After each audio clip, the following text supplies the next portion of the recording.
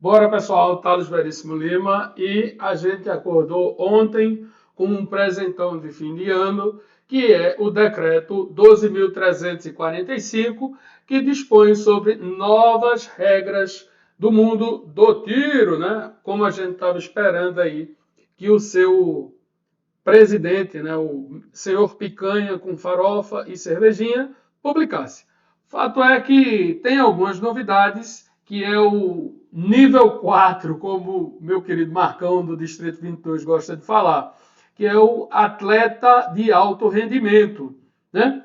Vamos ler o decreto. Eu sei que esse vídeo vai ficar um pouco comprido, e a gente não tem a intenção de exaurir todo o tema, né? Porque precisa entender, primeiro a gente lê, e depois, naturalmente, a gente vai discutindo paulatinamente, artigo a artigo, e as consequências desse novo decreto. Então, aqui eu não quero exaurir o tema, tampouco ser o dono da verdade. A gente vai tecer alguns comentários à medida que for lendo o decreto, mas se você não concordou, se você tem uma interpretação diferente sobre o que a gente vai falar, coloque nos comentários, principalmente porque essas leis feitas pela esquerda, salvo o decreto 11.615, são muito... Salvo não, a exemplo do decreto 11.615, eles são muito complicados de ler. A gente lê, entende e aí depois vai digerindo aquilo que eles queriam dizer, né? Tem que fazer quase um digesto de um decreto devido à tamanha confusão que eles causam na legislação, principalmente de armas. Então, eu vou colocar aqui na tela, pessoal, e para a gente começar a ler. Deixa eu ver se eu consigo tirar aqui, para não atrapalhar. Espera aí, que eu quero ficar aqui no vídeo também. Deixa eu só diminuir aqui. Me desculpem a falta de traquejo com essas tecnologias, realmente, apesar de ter feito ciência da computação, mas já faz um bom tempo. Então, começa aqui. O decreto 12.345, de 30 de dezembro de 2021, altera o decreto 11.615, como a gente já falou, aquele confuso, que ninguém entende lá muita coisa, né? E de 21 de julho de 23, que regulamenta 10.826, que é o famoso batizado como Estatuto do Desarmamento, para estabelecer regras e procedimentos relativos à aquisição, registro, à posse, ao porte, ao cadastro e à comercialização nacional de armas de fogo, munição e acessórios, disciplina as atividades de caça excepcional, caça de subsistência, tiro desportivo, colecionamento de armas de fogo, munição e acessórios, disciplinar o funcionamento das entidades de tiro desportivo e dispor sobre a estruturação do Sistema Nacional de Armas, SINARME. A propósito, está faltando um espaçozinho aqui, ó, onde vocês viram, já começou o desmantelo. Começa com a redação, vai para o teor do texto. E diz assim: o presidente da República, no uso das atribuições, da atribuição que ele confere o artigo 84, caput do inciso 4º da Constituição, e tendo em vista dispor na Lei 10.826, de 22 de dezembro de 2003, decreta. Aí lá vamos nós. A propósito, a gente vai precisar sempre fazer referência à lei aqui 10.826, que eu já coloquei aqui do lado, pessoal. Então, quando for necessário, a gente vai voltar e vai ler a 10.826. Desculpem a voz, eu ainda não me curei totalmente da tosse. O decreto 11.615, de 21 de julho de 2023, passa a vigorar com as seguintes alterações. Deixa eu achar aqui. Decreto 11.615. Vamos botar aqui, porque ele vai fazer referência ao decreto também. Então, vamos voltar aqui. Artigo 2º. O que é o que diz o artigo 2º do decreto 11.615. Para fins do disposto neste decreto, considera-se. Aí ele inclui, o artigo 2º mantém-se como está, e ele inclui aqui o inciso 14. Armas de fogo histórica, armas de fogo que apresentem uma ou mais das seguintes características auferidas por meio de declaração ou laudo por um órgão que trata o artigo 41, parágrafo 3º. Então, vamos ler o caput do artigo do decreto 11.615. Para fins do disposto desse decreto, aí considera-se arma histórica, arma de fogo que apresente uma ou mais características, das seguintes características, auferidas por meio de declaração ou laudo por um dos órgãos que trata o artigo 41, parágrafo 3º. Vamos lá no 41, parágrafo 3º. 10, F, 41. 41, o que é que diz o caput? Disposições gerais, a prática da atividade de colecionamento de armas de fogo será permitida aos maiores de 25 anos de idade e dependerá da concessão prévia de CR nos termos dispostos em regulamentação do Comando do Exército. Então, para ser colecionador, preciso ter 25 anos e ter CR. Aí ele faz referência ao parágrafo 3º. Poderão fornecer declaração ou laudo que comprove as características que trata o artigo 2º, que é o de armas, a definição de armas, o Instituto do Patrimônio Histórico Nacional, IFAM, Instituto do Patrimônio Histórico do Estado e do Distrito Federal, Comando do Exército e museus públicos. Então, para o colecionamento, precisa que seja declarada uma arma histórica, declaração ou laudo, é uma declaração ou laudo de um dos órgãos que trata o parágrafo 3º do artigo 41. Quem são os órgãos?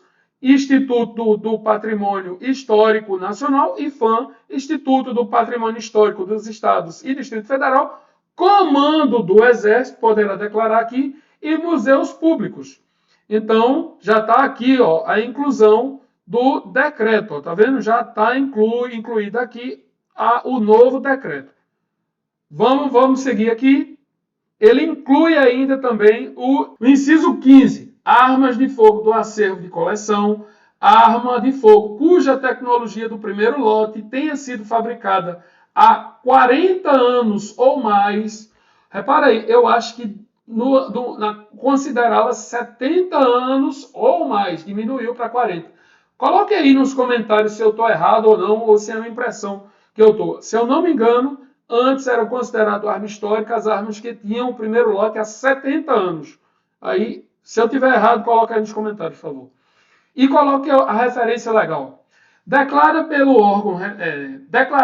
órgão responsável pela concessão do certificado de registro, com conjunto que ressalte a evolução tecnológica de suas características e do modelo, vedada a realização de tiro e a compra de munição, exceto em eventos específicos previamente autorizados ou em testes eventualmente necessários à sua manutenção e ao seu reparo. Então, para isso, se eu não me engano, a alteração aqui é que reduziu de 70 para 40, mas continua a proibição de atirar com essas armas, salvo para manutenção e para eventos específicos com autorização prévia, inclusive vedada a aquisição de munição. O que a mim me parece lógico, porque armas de coleção elas são feitas para ser preservadas. Se você vai usar uma arma de coleção, termina estragando. Isso daí eu acho que é lógico, óbvio, todo mundo concorda. Não tem o que discordar daí. O atirador desportivo de alto rendimento, essa é a novidade desse decreto, né? Alto rendimento, pessoa física registrada pelo órgão responsável pela emissão do CR, filiado à confederação ou liga nacional, entrou aqui liga, o pessoal estava, não, só vai ser confederação, tem liga aí nacional, já dá uma abrangência um pouco maior para os atletas de alto rendimento, quem quer ser, né? Quem quer não. Eu acho que todo mundo quer ser. Quem tem condições e tempo de ser. Né? Porque isso toma um tempo do caramba. Que cumpra calendário anual de competições e que tenha obtido classificação mínima no ranking nacional de atletas de tiro desportivo. Então quer dizer que vai haver um ranking onde tem lá o maior, o primeiro colocado e a tolerância para o último colocado. Vamos dizer que seja o primeiro colocado lá, uma pessoa aí, um expoente do tiro. Então, a pontuação até 10%, 20%, 30%, 50% daquele primeiro colocado participa do ranking. Abaixo disso, não participa. Abaixo disso, não participa. Então, vai ter um limite para participar, para se candidatar a ser atirador desportivo de alto rendimento. Vai ter o primeiro lugar e um percentual, provavelmente, ou uma quantidade. As 500 colocações aí abaixo do primeiro colocado no ranking. Vai ter um escopo de classificação aí, ou percentual ou quantitativo. Ranking. Liga Nacional de Atletas Esportivos, classificação dos atiradores obtidas a partir da participação no calendário nacional de provas organizadas anualmente por confederação ou Liga Nacional. Então, ele está dizendo aqui que tem que participar das competições do calendário nacional anual. Então, tem que estar lá para pleitear, participar do ranking. Calendário, e são as definições, né? Ele diz aqui quem é atirador desportivo, o que é o ranking. Calendário nacional de competição é o cronograma anual de competições oficiais organizadas por confederação ou Liga Nacional, homologado por órgão fiscalizador de funcionamento das entidades de tiro. Aí ele vai dizer confederação ou liga, está vendo outra definição aqui. Organização esportiva que administra e regula modalidade de tiro desportivo em âmbito nacional, que tenha sido registrada pelo órgão fiscalizador, aí vai ter que dizer qual é o órgão fiscalizador, por meio de CR, ou seja, pelo que eu estou entendendo até agora, teve CR, então pode ser considerada liga ou confederação, e que atenda os critérios estabelecidos em ato conjunto do ministro de Estado de Esporte e ministro de Estado de Justiça e Segurança Pública. Repara aí, tem um monte de I aqui, ó. Confederação ou Liga Nacional. Organização esportiva que administra e é tudo partícula aditiva. Uma coisa se soma a outra. Que administra e regula a modalidade de tiro esportivo em âmbito nacional, que tenha sido registrada pelo órgão fiscalizador por meio de CR e, veja, outra condição, e atenda aos critérios estabelecidos em ato conjunto do ministro de Estado de Esporte e do ministro de Estado de Justiça e Segurança Pública. Então vai ter que preencher todos esses quesitos aí para ser considerado uma liga ou uma confederação apta a organizar um calendário nacional de tiro, né? E aí, por conseguinte, quem participar desse calendário e tiver um aproveitamento X, pode ser considerado atleta de alto rendimento. Ou seja, isso vai ser praticamente os atletas olímpicos, eu imagino, né? As modalidades de atletas olímpicos.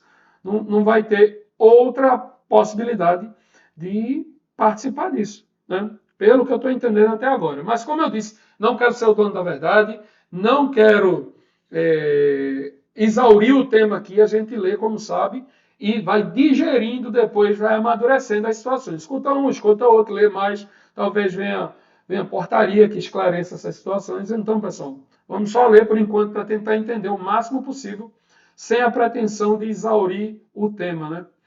Competição oficial, que é isso? Campeonato, torneio, copa, partida presencial, sob as regras do tiro desportivo, estabelecido em calendário anual, já disse que o calendário tem que ser anual, de competições e organizado por confederação ou liga nacional, e aí começa a ficar redundante. E o que é confederação ou liga nacional? É isso que organiza o calendário, que administra o ranking, que o atirador desportivo de alto rendimento pode tentar pleitear a habilitação aí.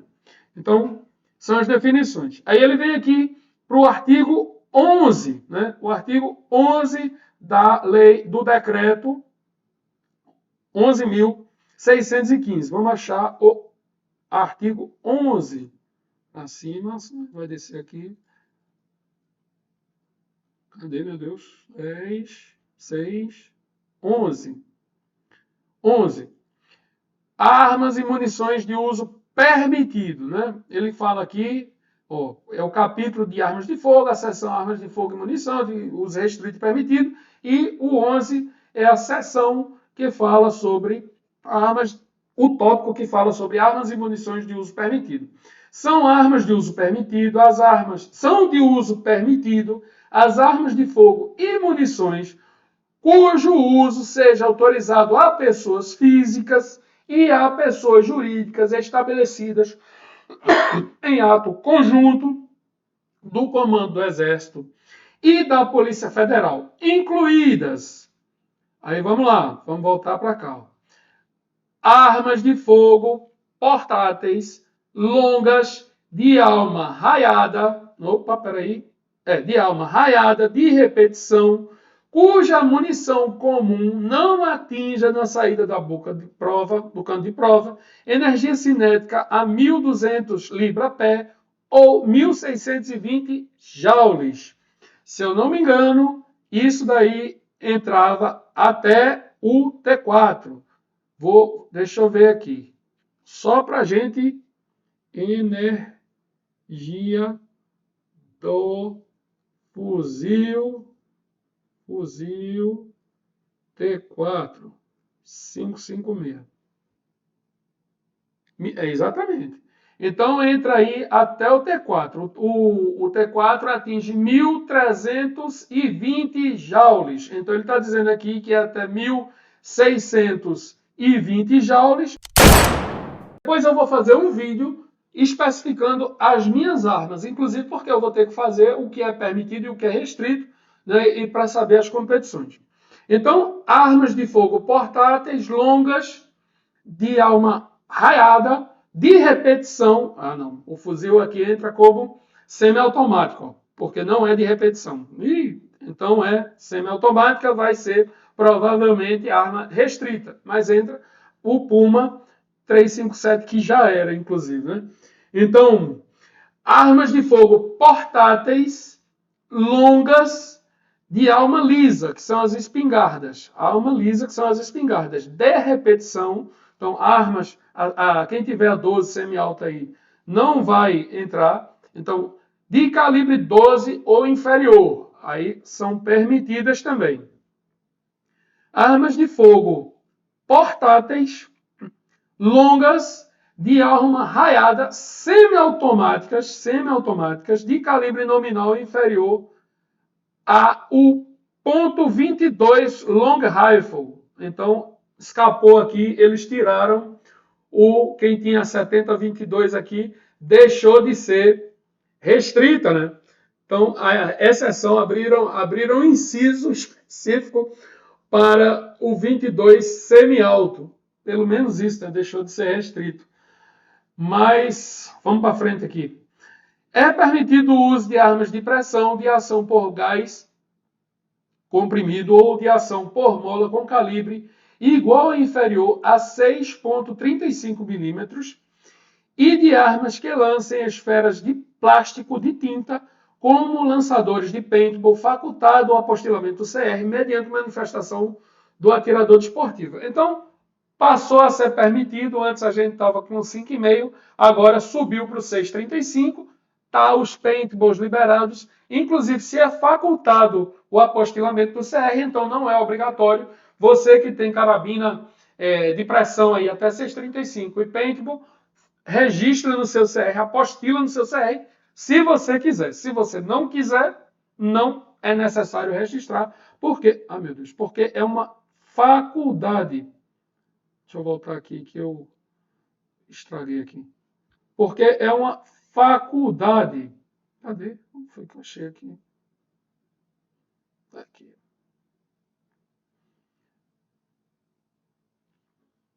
Aqui.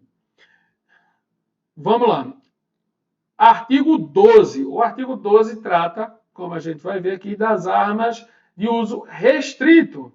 São armas de uso restrito as armas de fogo e munições especificadas em ato conjunto do Comando do Exército e da Polícia Federal, incluídas. Aí ele botou aqui o inciso 2º. Armas de pressão por gás comprimido ou por ação por mola com calibre superior a 6,35 milímetros que disparem projetos de qualquer natureza, exceto aquelas que lançam esferas de plástico com tinta, como os lançadores de paintball. Então, pessoal, isso daí está claro. Por que que ele excetuou aqui os paintball? Porque aquela bolinha do paintball é grandona, né? Quem já viu aí sabe que é quase da espessura do calibre 1.12. Eu não sei se é exatamente, mas é grande, então ficaria aí, terminaria restrita se não houvesse essa exceção.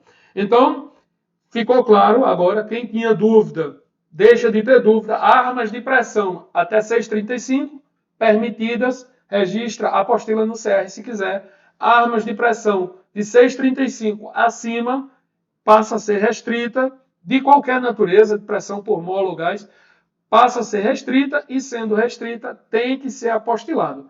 Paintball está fora. Né? Então, aí a gente já tem um parâmetro. Por que é que só está aqui o segundo? Porque o resto continua como está. Ele revogou aqui armas de pressão a gás comprimido ou mola com calibre superior a 6 milímetros. Ele botou aqui 6,35. Que dispara em projetos de qualquer natureza, inclusive lance-esferas de plástico e tinta. Inclusive estavam os paintballs aqui. Então ele tirou os paintballs daí. Melhorou alguma coisa e ficou mais claro. Né? O calibre aumentou um pouquinho. Artigo 35. Para a concessão do CR de pessoa física a atirador desportivo pelo órgão fiscalizador, o interessado deverá estar afiliado à entidade de tiro desportivo e comprometer-se a comprovar, no mínimo, por arma representativa de cada um dos tipos de arma que tratem o artigo 11, incisos 1, 2 e 3 e artigo 12, 3, 4 e 5. Aí lá vai. Pessoal, isso daqui foi o que eu achei um pouco mais confuso, porque antes o decreto 11.615 trazia a obrigatoriedade de participação de provas de habitualidade por calibre. Por exemplo, eu tenho um revólver 357 e tenho a Puma 357, mas o calibre é 357. E agora, o que é que acontece? Ele impôs não por calibre, mas por funcionamento de arma. O que implica dizer, no meu caso, por exemplo, eu vou fazer isso depois, mas de modo grosso, o que é que implica dizer? Que antes eu tinha que fazer, eu tenho 7 calibres, eu tinha que fazer 7 vezes 20, para o caso do nível 3, 7 vezes 20 habitualidades e 7 vezes 6 provas. No caso agora, melhorou talvez um pouco, porque como tem apenas 3 tipos de arma de funcionamento para permitidos e 3 tipos de funcionamento para restritos, diminuiu na teoria a quantidade máxima de habitualidades e competições seria vezes 6. Ou seja, quem tem aí arma curta permitida, arma longa permitida e espingarda 12 de repetição, ficaria aqui nas 3 competições das permitidas. Quem tem aí arma longa restrita, arma curta restrita e espingarda semi-alto, ficaria aqui tendo que fazer a obrigatoriedade de fazer também as habitualidades e provas do artigo 12. Eu já sei que eu não tenho espingarda semi-alto. De sorte que eu vou ter que fazer essa conta de novo, depois com mais cuidado, para depois não faltar. Mas de sorte que eu já estou dispensado de duas vezes 20, no caso, e 2 vezes 6 habitualidades e provas. Ou seja, eu tenho que fazer as minhas armas vezes 5. Eu tenho 9mm 45, mas aí eu tenho curta e longa, eu tenho uma KR9 e tenho uma pistola 9. Eu tenho 357 revólver e Puma, ou seja, curta e longa, e eu tenho o T4 que é restrito, né? Então, que é longa restrita. Então, provavelmente eu já economizei aí, o que não é muita coisa, mas toda economia é bem-vinda, pelo menos aí 20 vezes 2, 40, 2 vezes 6, 12. Então, eu economizei aí 40 habitualidades e 12 provas. É alguma economia, né? Depois eu faço essa situação aqui do meu mapa para ficar mais claro, que eu acho que é o que representa aí. Eu tenho 9, 45, 380, 22, 357. Inclusive, se o 22 semi-alto deixou de ser restrita, talvez já é uma confusão que provavelmente cause, porque ele criou um inciso aqui específico para o calibre 22, que é esse inciso aqui, esse inciso quarto aqui do artigo 11. Então, é um inciso específico para o 22. Mas esse artigo 22, esse inciso 22 aqui, abarcaria também, e aí eu já vejo que não, porque se ele criou específico, então é só para o 22, mas abarcaria também as armas longas permitidas, né? Ou seja, a Puma 357, né? Que é de repetição.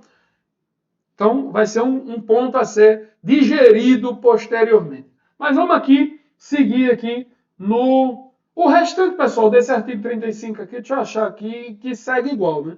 O que ele não altera segue igual. Então, tem que ler em conjunto, assim como eu coloquei aqui para vocês. Ó, 8, mantém-se aqui para o nível 3, né? 8 habitualidades, para o nível 1, 8 treinamentos ou competições, 12 treinamentos ou competições, 20 treinamentos ou competições. E aí eu já entendo que está esclarecido um outro ponto. Se ele coloca aqui que o atirador ele tem que cumprir essas situações aqui do artigo 35, cumulado com o funcionamento dessas armas aqui, ou seja, ele não revogou o artigo 35. Então mantém-se aqui os níveis. E aquele atirador de alto rendimento passa a ser um nível a mais, que seria o nível olímpico, né? Então, hoje a gente vai ter 4, a partir dessa publicação, que é a partir desde ontem, né? Desde o dia 30 do 12. A propósito, hoje é 31 do 12 de 2024, para depois ficar de barco referencial histórico aí. Então, nós, desde ontem, desde o dia 30 do 12, temos aí um nível a mais. Temos um nível 4 ou um nível de alto atirador de alto rendimento, que eu acho que vai, como disse, prefiro chamar aí de atirador olímpico, né? Que vai se enquadrar justamente nessas modalidades olímpicas, que é, pelo que eu vejo, é o que faz sentido para isso.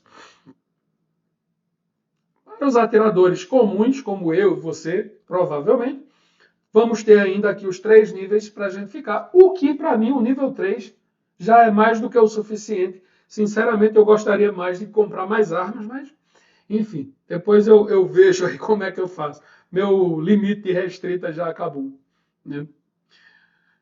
Na concessão do CR, as entidades de tiro desportivo e na fiscalização de suas atividades, o órgão fiscalizador observará os seguintes requisitos. Vamos ver aqui o que é que diz aqui o 38, logo aqui abaixo. Ó, 37. Nada disso foi revogado, pessoal. Quantidade de munição, nada disso foi revogado. Os níveis que está no 36, continua tudo como está, né? O decreto, ele, a mim me parece que não era bem o que a gente esperava, mas alterou algumas coisas em benefício, melhorou o calibre 6,35, tirou a dúvida do paintball, né? Criou esse nível de alto rendimento. Vamos ver, abarcou as ligas, né? Só que não diminuiu muito ainda está crítico a questão de habitualidades e provas. Mas, mesmo assim, para mim, a mim beneficiou um pouco. Vamos lá para frente aqui. O cumprimento das... Inciso segundo. O cumprimento das condições de uso e armazenagem de armas de fogo no estabelecimento. Concessão de CR às entidades. Então, tem que armazenar corretamente. Os clubes já faziam isso, é só uma ressalva. Todo clube tem cofre, toda loja tem cofre, né? Tem monitoramento, tem segurança. Então, o horário de funcionamento, isso será outra situação crítica aí para os clubes. Essa realmente vai ser um problema. Ele diz que o horário de funcionamento entre 6 horas, isso é 6 da manhã, e 22 horas. Né? Ou seja, depois das 22 horas o clube tem que ficar fechado, antes das 6 tem que ficar fechado. Isso aqui é o horário de funcionamento. Entretanto, mais para frente a gente vai ver que o horário da prática de tiro é outro. O clube pode funcionar das 6 às 22, mas não para tiro integralmente. Tem que ter isolamento acústico quando aplicável. A aplicação do plano de segurança que contenha, no mínimo, tem que ter um plano de segurança aí. Eu imagino que os clubes já devam ter. Isso é só pro forma aqui para formalizar o que já existe. Análise de risco das atividades relacionadas à circulação, ao uso e à eventual armazenagem de armas, munições e insumos de recarga. Bem, isso é para prevenir acidente que nunca ocorreu, né? O único acidente que eu tenho lembrança de clube foi aquele que aconteceu, não vou falar o lugar, para não criar um estigma, que o próprio atirador atirou num plate metálico e a munição voltou, e infelizmente ele não resistiu ao ferimento e na própria pista deu-se seu fim. Tem que falar aqui em código, senão o algoritmo dá defeito. Controle de pessoal, de acesso de pessoal a locais que contenham armas e munições. Vídeo monitoramento dos locais de eventual armazenagem de armas, munições e insumos de recarga. Tudo isso os clubes já têm. Todo clube é filmado, é gravado. Controle de acesso a sistema de armas e munições de registro de presença, além de outros dados relativos a atiradores. Isso já tem, não há dificuldade aí. Medidas preventivas contra roubos e furtos de armas. Também eu acho que não há novidade aí, apesar de que se tem notícia de alguns clubes e lojas de armas sendo arrombadas no país, aí, sendo roubadas. Medidas de contingência em caso de acidente ou detecção de prática de ilícitos, inclusive quando houver fornecimento de informações ao órgão fiscalizador. Eu acredito também que nenhum clube quer nada ilícito nas suas dependências. Medidas de controle informatizado de entrada e saída de usuários e funcionários e prestadores de serviço. Bem, talvez tenha um clube aí que tenha que se adequar, né? Porque alguns clubes a gente tem acesso sem controle informatizado, né? Tá lá a secretária, vê lá pela câmera, reconhece o associado e permite a entrada. Entretanto, não é esse controle, não é registrado provavelmente, não tem um registro sistematizado, é apenas um cara crachá, né? Conferiu que é associado, conhece o associado, permite a entrada. Talvez aí tenha alguns clubes que precisam se adequar. Medidas de proteção contra transfixação de projéteis. Caramba, aqui foi bem específico, né? Quer dizer, se não transfixar o projétil, não precisa ter medida de segurança. Então, você toma num canto, sai do outro lado. Transfixa, né? Quer dizer, se ficar alojado, não precisa ter medida de segurança. É cada coisa. Né? Mas vamos para frente. Eu acho que todo clube que eu fui tinha uma enfermaria, tinha ali alguém preparado para um acidente. Né? Salvo quando ocorre, quando as pessoas, infelizmente, que é coisa raríssima, como eu falei agora, vão a óbito quase que imediatamente. Aí não tem o que fazer. Aí nem se estiver dentro do hospital. Então, a linha J diz que tem que ter certificação de segurança emitida por empresa ou profissional habilitado, do edifício e dos ambientes nele contidos. Ah, meu Deus. Para a prática de segurança das atividades de tiro desportivo, treinamentos, competições e eventual armazenamento de armas, munições e insumos para recarga. Ou seja, hoje, provavelmente os clubes não tenham que ter esse certificado. O que acontecia antes disso, dessa alteração, é que o Exército ia lá, fazia uma vistoria e verificava se aquele ambiente, se aquela situação, o clube estava adequado ou não às normas de segurança. Agora vai ter que ter uma certificação de segurança, não só para o edifício, mas para os ambientes nele contidos. Ou seja, se o camarada tem lá o escritório, o cofre, a loja, a pista, tiver 5, 10 ambientes, o que não é difícil, uma lanchonete, vai ter que ter certificado de segurança, para todos os ambientes, né? O que provavelmente vai implicar nenhum custo. Né? E como todo mundo sabe, certificado de segurança tem prazo de validade. Então, isso vai implicar numa renovação desses certificados periodicamente. mais custo para os clubes. Previsão de capacitação e de treinamento do pessoal para a execução de plano de segurança. Esse é o pessoal do clube, eu acho que já está mais do que calejado, não deve ter muita novidade aí. Inclusive, para ser instrutor, tem que ter certificado. Né? O órgão fiscalizador disciplinará. Agora a questão é, qual é o órgão fiscalizador? Né? Porque antes era o Exército. O Exército era o órgão fiscalizador dos atiradores desportivos, né? Dos CACs, caçadores e colecionadores. Agora ele troca o Exército por órgão fiscalizador. Isso daí já é criando uma previsão para alteração do que, inclusive, eles pretendem, entretanto não foi levado a efeito, a alteração da competência de fiscalização dos CACs para a Polícia Federal. Então, o órgão fiscalizador provavelmente será a Polícia Federal. Né?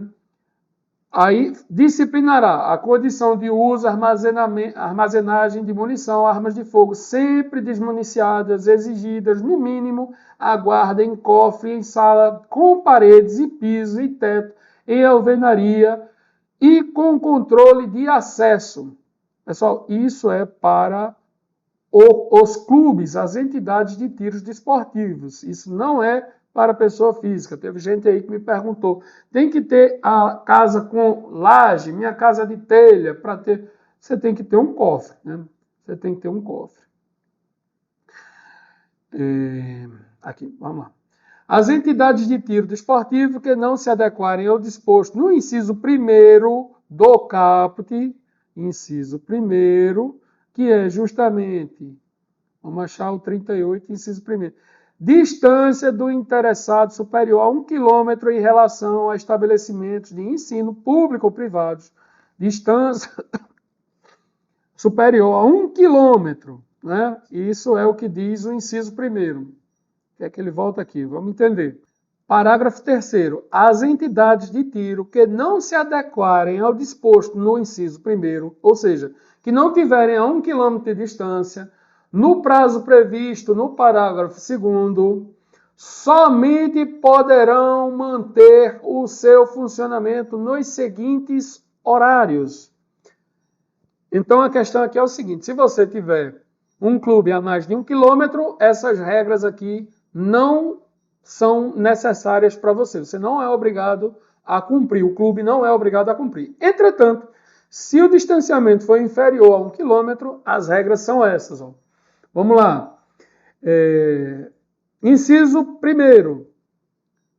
O funcionamento será entre as 18 horas e as 22 horas, de segunda a sexta-feira.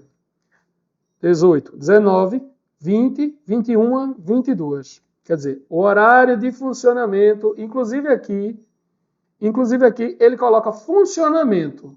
Né? O clube pode estar aberto, mas não pode estar em funcionamento. Mas tem uma exceçãozinha aqui embaixo. Já é uma anomalia, né? Como é que uma coisa está aberta e não funciona? Está aberta para quê a empresa? Aberta para mero deleite? Não. Devia colocar especificamente aqui para a prática do tiro, se esse é o impedimento. Então, mas a questão é a seguinte. Entre as 18 e as 22 da segunda a sexta-feira e entre as 6 e as 22 horas nos sábados, domingos e feriados para atividades de instrução e tiro desportivo. Ou seja, de segunda a sexta, de 6 às 22, 4 horas apenas. Sábado, domingo e feriado, das 6 às 22, que é o horário completo de funcionamento. Entre as 6 e as 22, independentemente do dia da semana, exclusivamente para expediente administrativo, interno, palestras e cursos ou aplicação de testes de capacidade técnica de acordo com as normas editadas pela Polícia Federal, desde que não envolvam a prática de tiro real. Ou seja, não é aqui. Aqui tem, eu entendo que essa redação está mal feita. Seria que as atividades que não envolvam a prática de tiro real seria das 6 e não às 22, mas sim às 18 horas. Que é justamente a hora que começa o horário das atividades plenas aqui. Porque o que é que acontece? Induz-se a interpretação de que das 6 às 22, como ele diz aqui, desde que não envolvam tiro real, cria um conflito. Porque aqui você tem o horário integral do clube para atividades administrativas, mas ele colocou que não envolvam a prática de tiro real. Ou seja, das 18, que seria aqui, das 18, antes das 22 horas, também está entre 6 e 22. Ou seja, das 6 às 22, ele está dizendo que são as atividades internas, desde que não envolvam a prática de tiro real. Ocorre que das 18 às 22, ou seja, depois, dentro deste mesmo período, ele coloca no inciso primeiro que pode haver prática de tiro real. Há uma tecnia aí, há uma tecnia. Ou essa está melhor do que o decreto 11.615, mas já encontramos aí duas discrepâncias, incongruências no texto legal. Eu acho que isso aí vai dar margem à interpretação divergente. Né? O órgão fiscalizador competente deverá identificar e fiscalizar todas as entidades de tiro desportivo que se enquadrem na hipótese prevista no parágrafo 3º, que foi o que ele alterou aqui, onde o funcionamento do clube e tal. Então, a Polícia Federal provavelmente vai fiscalizar isso aí. Parágrafo 4º. O órgão fiscalizador competente deverá identificar e fiscalizar as entidades. Parágrafo 5º. As entidades de tiro desportivo encaminharão periodicamente aos órgãos de fiscalização competentes as seguintes informações: acervo atualizado das armas, munições e insumos, armas e munições e insumos danificados, inutilizados, extraviados, com cópia do procedimento formal de comunicação à autoridade competente. Isso os clubes já fazem. A relação dos atiradores e dos atletas que frequentam a entidade de tiro desportivo, que deverá ser obtida por controle biométrico ou reconhecimento facial. Bem, nos clubes que eu frequento, eu não vi ainda, inclusive já dei essa sugestão, principalmente para preenchimento daquele formulário de habitualidade. Né? Aquilo ali é um belo de um saco. Eu brinco que toda vez que preencher aquele negócio ali é a redação do Enem. Mas é isso aí. Pelo menos nesse ponto, o que vai implicar em mais custo, mas vai melhorar. As entidades de tiro desportivo terão até 31 de março para se adequarem às exigências que tratam o inciso 4º e o 5º e as alíneas, essas que eu li aí, D, H, I, J, do CAPT. Pessoal, eu vou suspender por hora este vídeo, até para não ficar tão grande, e a gente volta em um próximo vídeo. Até já!